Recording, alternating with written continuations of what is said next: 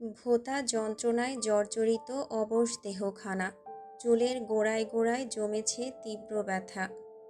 চোখ দুটো এক প্রকার টেনে হিঁচড় খোলবার সাধ্যি নেই। চোখের পাতা দুটোয় ভর করেছে রাজ্যের সব ভার। শরীরের কোথাও অবশিষ্ট নেই বিন্দুমাত্র শক্তি। সজাগ মস্তিষ্ক বারবার জানান দিচ্ছে উঠে পড়ার সংকেত। কারোর চিকন চাকন নরম আঙুলগুলো আলতো করে বিলি কাটছে সিল্কি চুলগুলোর ফাঁকে ফাঁকে। চোখ বুজে নিস্তেজ আকারে পড়ে থাকা মাহি স্পষ্ট অনুভব করছে এহেন নরম স্পর্শ। চুলের ব্যথাগুলো ক্রমশ কমছে তার, স্বস্তি মিলছে অনেকটাই। সময় কতটুকু পেরুলো কে জানে। মাহির চোখ দুটো রয়ে শয়ে নিজেদের পর্দা সরালো।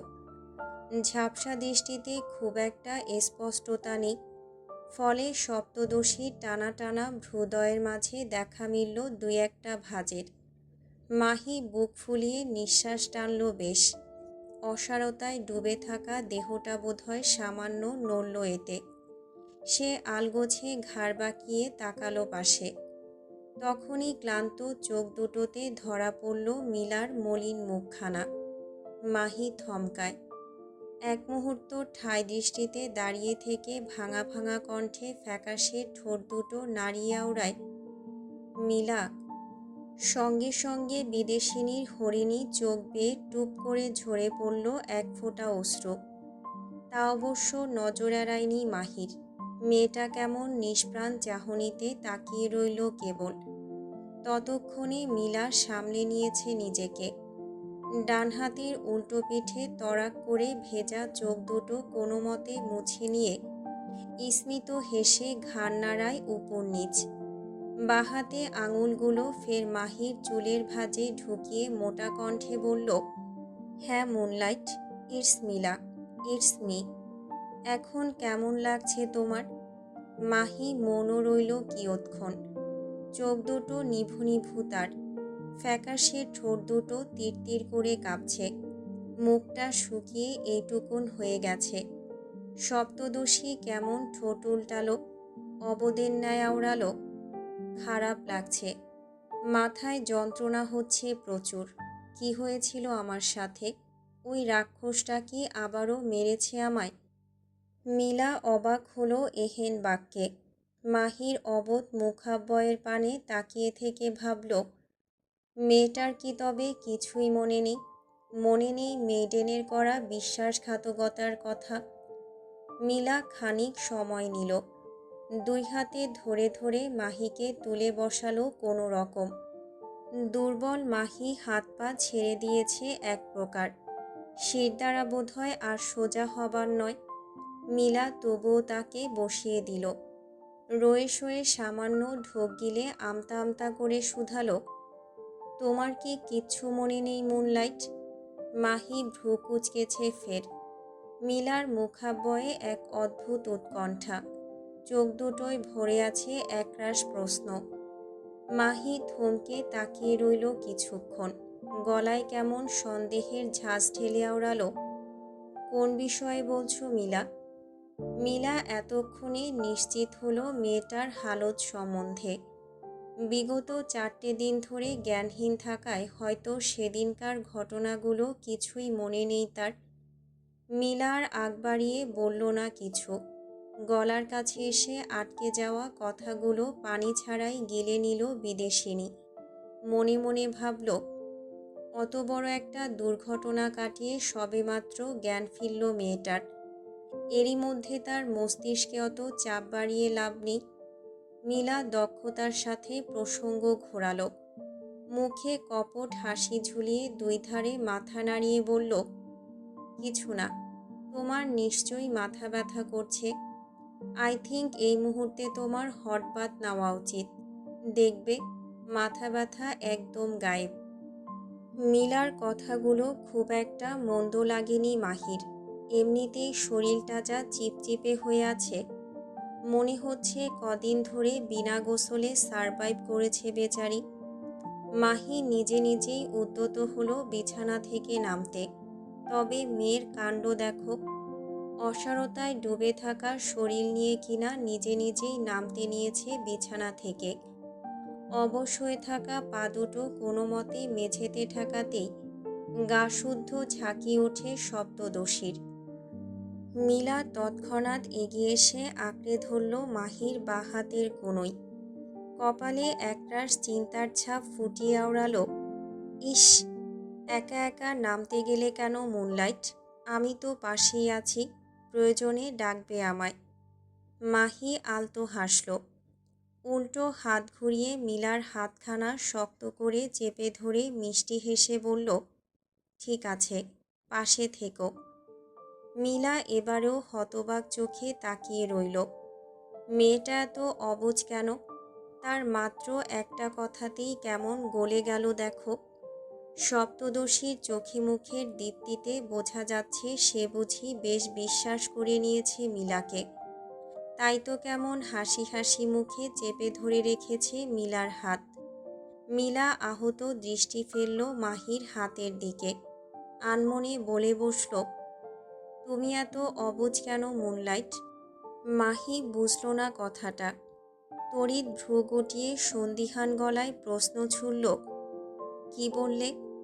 তৎক্ষণাৎ সম্বিত ফিরল মিলার।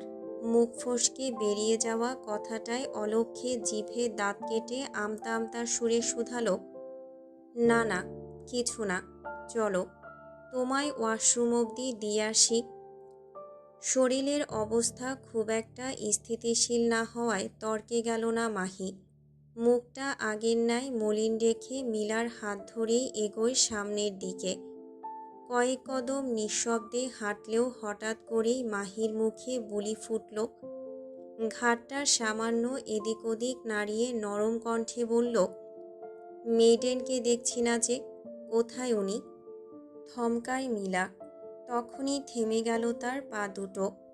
পাশ থেকে মাহিরও থামতে হলো তার অমন হুটহাট থেমে যাওয়াতে। সপ্তদশী আলগোছে ঘাড় বাঁকিয়ে তাকালো মিলার মুখ পানে। মেয়েটা দৃষ্টি লুকাচ্ছে, মুখখানা কাচুমাচু করছে রীতিমতো। এবারে মনটায় কেমন উচাটান পরিলক্ষিত হলো মাহির। সে তৎক্ষণাৎ স্বনিগ্ধ গলায় জিজ্ঞেস করে ওঠে, কি হলো তোমার? আজ এমন উদ্ভট আচরণ করছো কেন? মিলা তৎক্ষণাৎ জবাব দিল না। খানিক ঢোক গিলে স্রেফ জানালো সে, কিছু না, চলো। মাহি এবার অনড় নিজ বাক্যে। তড়িৎ মিলার হাত থেকে নিজের কনুই ছাড়িয়ে নিয়ে শত দুর্বলতা সত্ত্বেও কঠিন গলায় আওড়ালো, কথা ঘোরাবে না মিলা, আমি বেশ টের পাচ্ছি তুমি আমার কাছ থেকে লুকাচ্ছ কিছু। এখন ভালোই ভালোই বলো সবটা। মিলা নিশ্চুপ, নজর ঠেকিয়েছে মেঝেতে। তা দেখে মাহির কেমন রাগ হলো মনে হচ্ছে। মেয়েটা দাঁত খিচে অন্যত্র মুখ ঘুরিয়ে আওড়ালো, চলে যাও আমার ঘর ছেড়ে, আর মেইডেনকে পাঠাও, যাও। মিলা মুখ বুজে শুনল সবটা। মাহির কথাগুলোকে খুব একটা পাত্তা না দিয়ে হাত বাড়িয়ে তাকে ধরতে গেলেই হাতটা কেমন ছো মেরে সরিয়ে নিল মাহি। ঝাঁজ দেখিয়ে ফের বলল, ধরবে না আমায় তুমি, যাও, মেইডেনকে ডাকো। মিলার বুঝিয়া সহ্য হলো না এহেন কথা।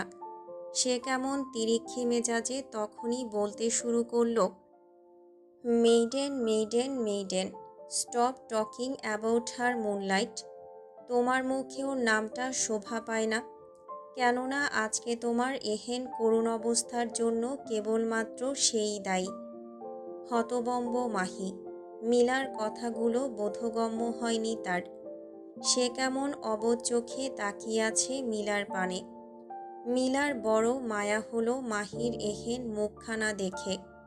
সে খানিক রয়ে শয়ে নজর ঝুঁকালো। অতপর ফের বলতে লাগলো, গত 4 দিন ধরে তুমি সেন্সলেস ছিলে মুনলাইট। তোমাকে অতিমাত্রায় সিডেকটিভ ড্রাগস দেওয়া হয়েছিল।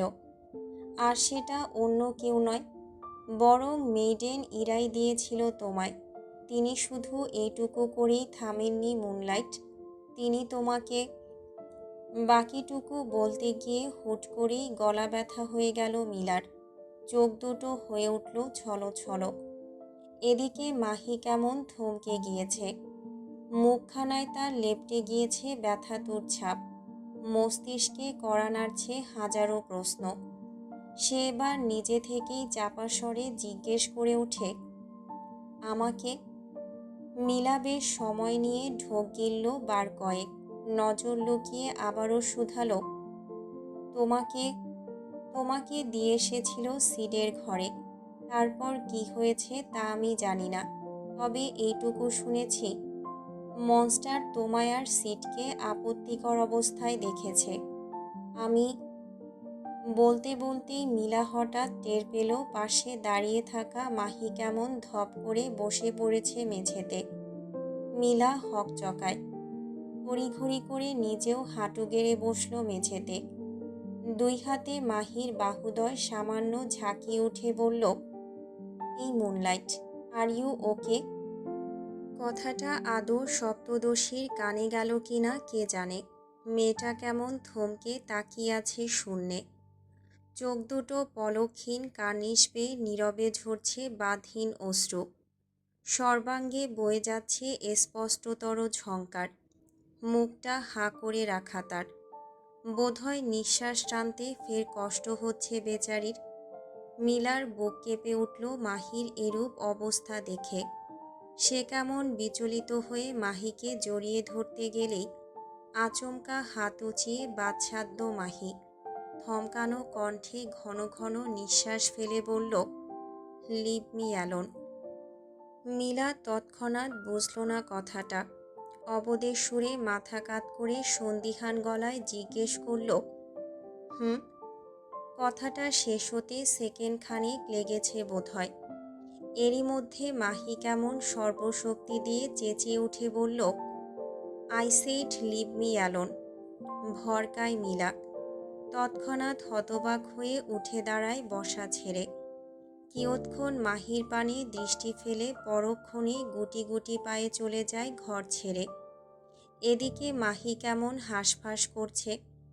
দুই হাতে নিজের শরীরটা খামচে ধরছে বারংবার।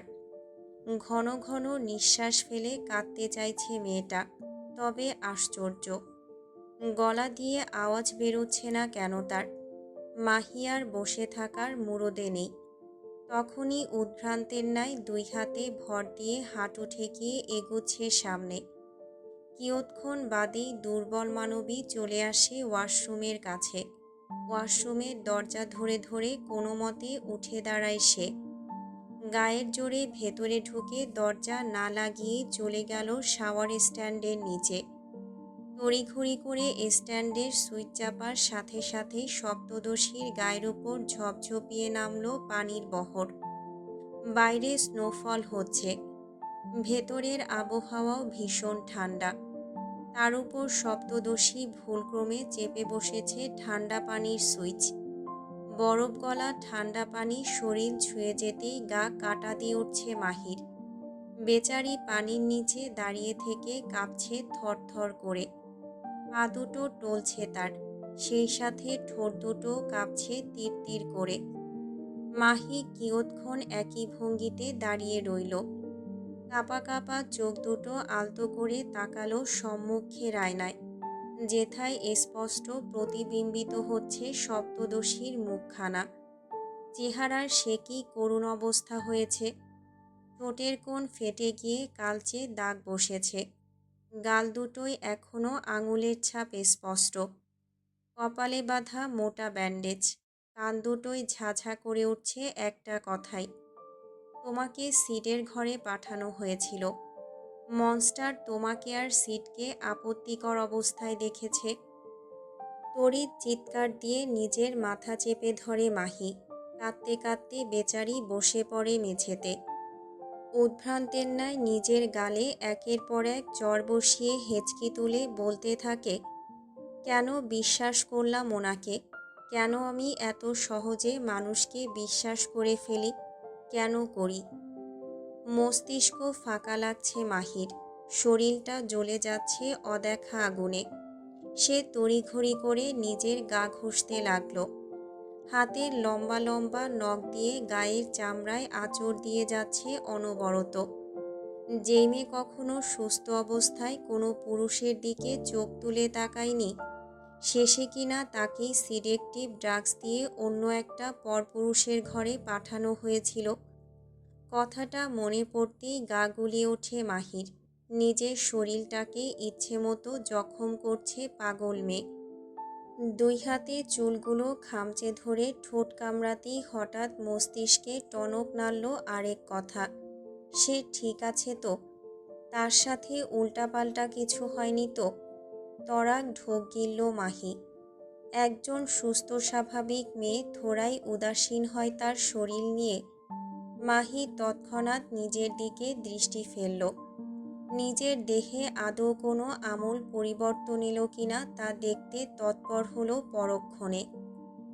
দুপুর গড়িয়ে সন্ধ্যা নামবার জোগাড়। এই নিয়ে ২০ জন মেড এসে খাবারের জন্য অনুনয় করে গিয়েছে মাহিকে। মেয়েটা যেন একমুঠ হলেও অন্তত খায়। ডাক্তারদের প্রেসক্রিপশন অনুযায়ী সে এখনও বেশ দুর্বল। ঠিকমতো খাওয়া দাওয়া করে ওষুধ না খেলে সে যে আবারও অসুস্থ হয়ে পড়বে। এহেন চিন্তা থেকেই মেয়েরা বেশ কয়েকবার মেয়েটাকে বুঝিয়ে সুঝিয়ে গিয়েছেন, কিন্তু আজ মাহি কারো কথা শোনা তো দূর, কারোর দিকে ফিরে অবধি তাকায়নি। সারাক্ষণ জানালার সামনের কাউচের উপর হেলান দিয়ে বসে থেকে তাকিয়ে আছে বাইরে। মিলা দূর থেকে দেখছে সব। তার ধারণা মতে সপ্তদোষী বোধহয় নিজের সাথে ঘটে যাওয়া খারাপ ঘটনাগুলোর জন্য ডিপ্রেসড। মিলা কয়েকবার গিয়েছে মাহির কাছে, সাধ্যমতো অনুরোধ করেছে খাবার খাওয়ার জন্য, তবে কাজে দেয়নি তা।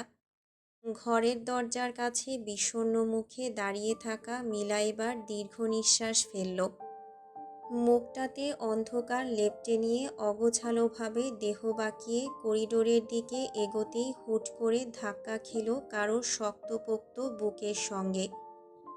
ঘটনার আকস্মিকতায় তখনই পেছন দিকে ছিটকে পড়ল মাহি। তাল সামলাতে না পেরে পা দুটো ভেঙে পড়ে গেল মেঝেতে। সঙ্গে সঙ্গে বেচারি এক হাতে চেপে ধরল কোমর।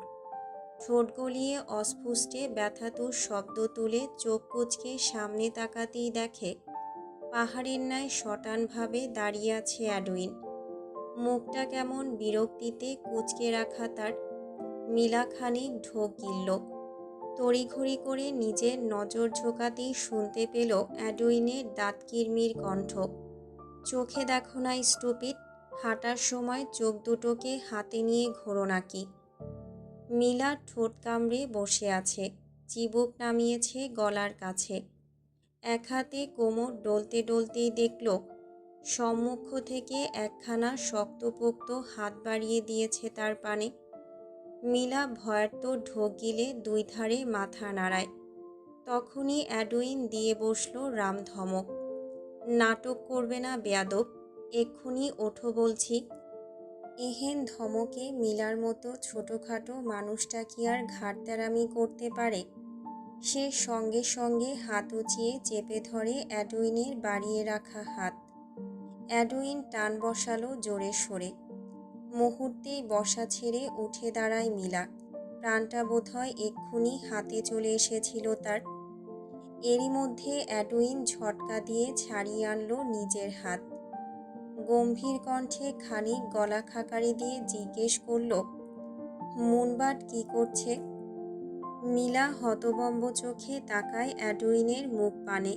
মোটেও সময় না নিয়ে হতবাক কণ্ঠে শুধায়, মুনবাটকে? অ্যাডউইন চিরবিরিয়ে উঠল কেমন, নাক মুখ কুঁচকে জানালো, মেয়েটার কথা বলছি। মিলা ভ্রু উচালো, ঠোঁট দুটো গোল করে শব্দ তুলল খানিক। হাসি হাসি কণ্ঠে জবাব দিল, ঘরেই আছে। কিন্তু কিন্তু অ্যাডউইন ভ্রু গুটিয়েছে তৎক্ষণাৎ। কণ্ঠে সন্দেহাতীত ভাব ঠেলে পরপর প্রশ্ন ছুড়ল কেমন। মিলার মুখাবয়বে পরিবর্তন নেমেছে এবার। মাথাটা হালকা নুইয়ে জানায়, খাবার খাচ্ছে না মেয়েটা, শুধু কাঁদছে আর কাঁদছে। আমি সহ বাদবাকি মেয়েরাও অনুরোধ করেছে খাবার খেতে, কিন্তু তবুও খাচ্ছে না মেয়েটা। এমন করতে থাকলে তো সে আবারও অসুস্থ হবে। অ্যাডুইন গম্ভীর মুখে শুনল সবটা। খানিক সময় নিয়ে পকেটে হাত গুজে পা বাড়ালো উল্টো পথে। পেছন থেকে মিলা চেয়ে রইল কেবল। আনমনে বিড়বিড়িয়ে বলল, এতদিন হলো প্যালেসে থাকছি, অথচ আজ অবধি আমার নামটাও ঠিকঠাক মতো উচ্চারিত হয়নি লোকটার মুখে। আর এদিকে মাত্র কদিন হলো মুনলাইট এসেছে প্যালেসে, আর অমনি ওকে ডাকনাম দিয়ে ফেলেছে। আর আমাকে, ও হ্যাঁ, আমাকেও তো দিয়েছে গোলুপায়া। স্টুপিড নাম। হুম। মনস্টার কোথায়? হাতে অস্ত্র নিয়ে দায়িত্বরত গার্ডস শটানভাবে দাঁড়িয়ে আছে দরজার কাছে। অ্যাডুইনের হুটহাট প্রশ্নে তারা মুখে উত্তর দিল না অবশ্য। স্রেফ তর্জনী উঁচিয়ে তাক করল ছাদের দিকে। অ্যাডুইন ত্রস্ত পা বাড়ায় সেথায়। সম্পূর্ণ কাচের তৈরি গ্লাস হাউসটি, যার ছাদে রয়েছে পাতলা রেলিং বিশিষ্ট সুইমিং পুল। বাইরে যে পরিমাণে স্নোফল হচ্ছে, এতক্ষণে বোধহয় সুইমিং পুলের পানি জমে বরফ ঢাকা দিয়েছে। ধূপধাপ জোরালো কদমে বিশালাকার রুফটপের দুয়ারের দ্বারে এসে দাঁড়ায় অ্যাডুইন। বাইরে ঝড়ের বেগে তুষারপাত হচ্ছে। সুইমিং পুলের পানি জমে বরফ বেঁধেছে বেশ। অ্যাডুইন ভ্রু গুটিয়ে কিছুক্ষণ এদিক ওদিক তাকিয়ে খুঁজল মনস্টারকে। তবে কোথাও দেখা নেই মহাশয়ের। সে এবার গম্ভীর মুখে উল্টো পথে পা বাড়াতেই হঠাৎ থেমে গেল কেন যেন। বিচক্ষণ মস্তিষ্কে তার হুট করে দানা বাঁধল সংশয়। সে তখনই পা বাড়ালো রুফটপে। কিছুটা সামনে এগুলে সুইমিং পুল, পাশে ঘন বরফে আচ্ছাদিত মেঝে। অ্যাডুইন এইটুকু এগোতেই হাত পা কেমন ঘষে যাচ্ছে বারবার। সুইমিং পুলের একদম কাছে এসে খতিয়ে খতিয়ে দেখে বুঝল সে, বরফের নিচে ডুবে আছে কেউ।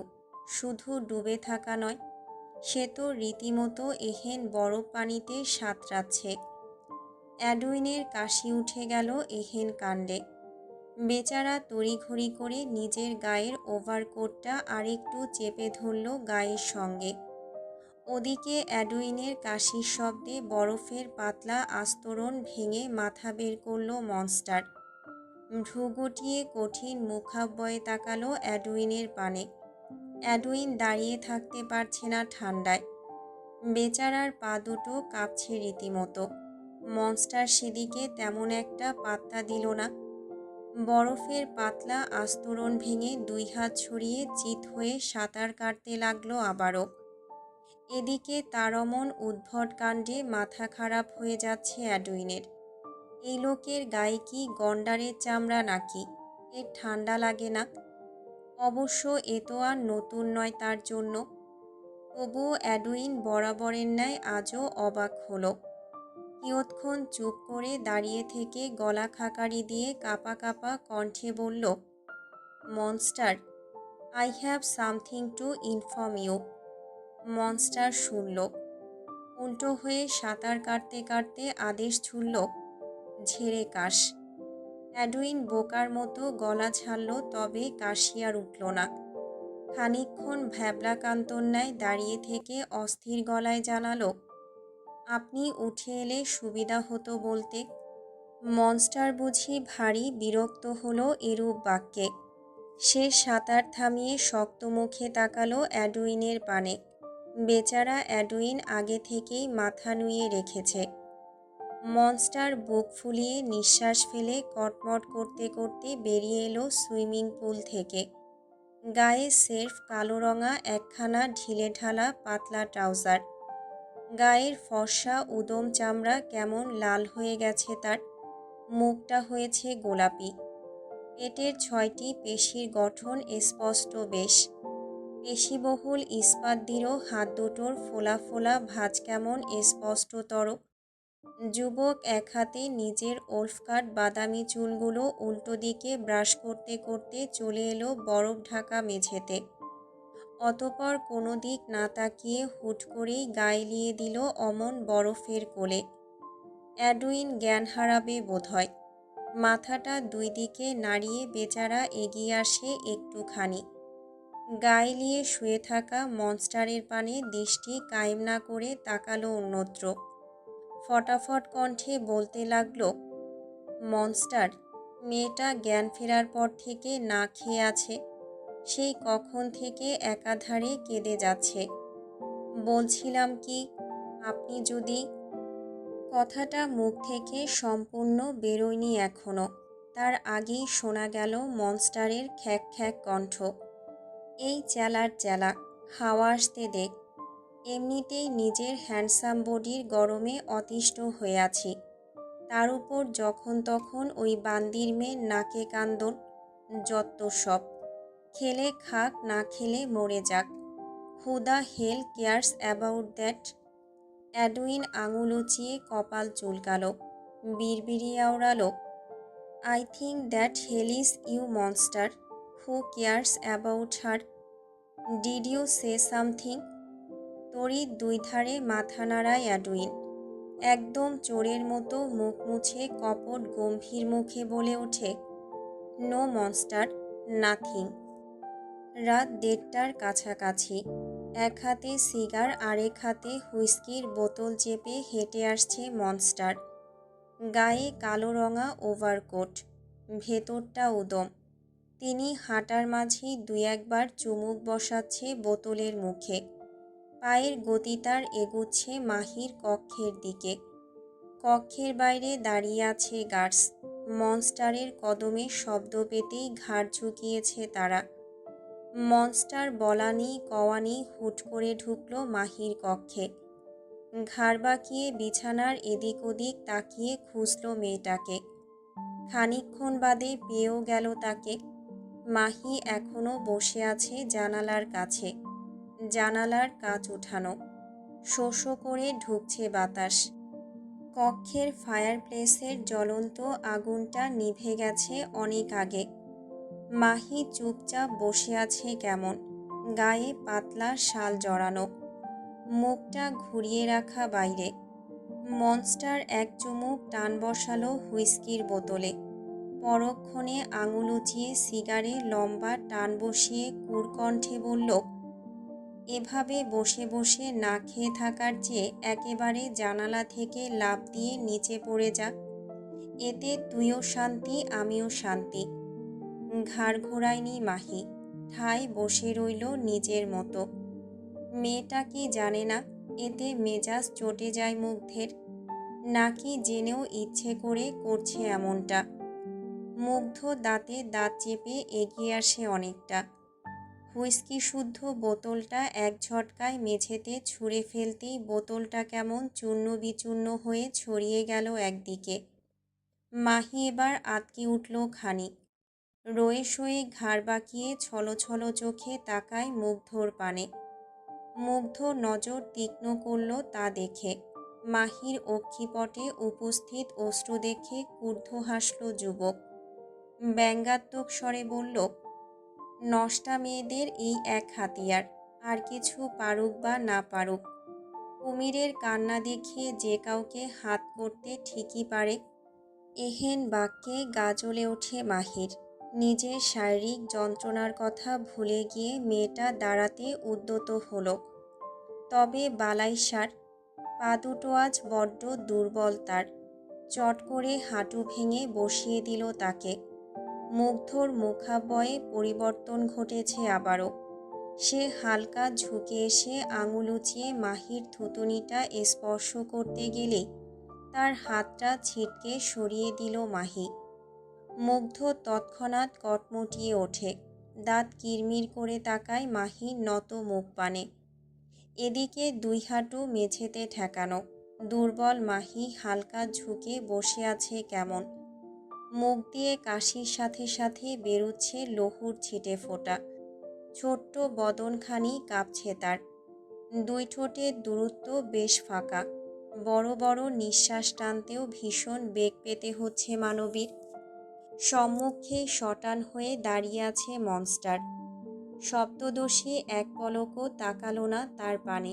দুই চোখ ভরে অঝরে অশ্রু বিসর্জন দিয়ে কাঁদো কাঁদো কণ্ঠে আওড়াচ্ছে, আল্লাহর দোহাই লাগে, আপনার ওই অপবিত্র হাত দুটো দিয়ে আমায় ছোবেন না।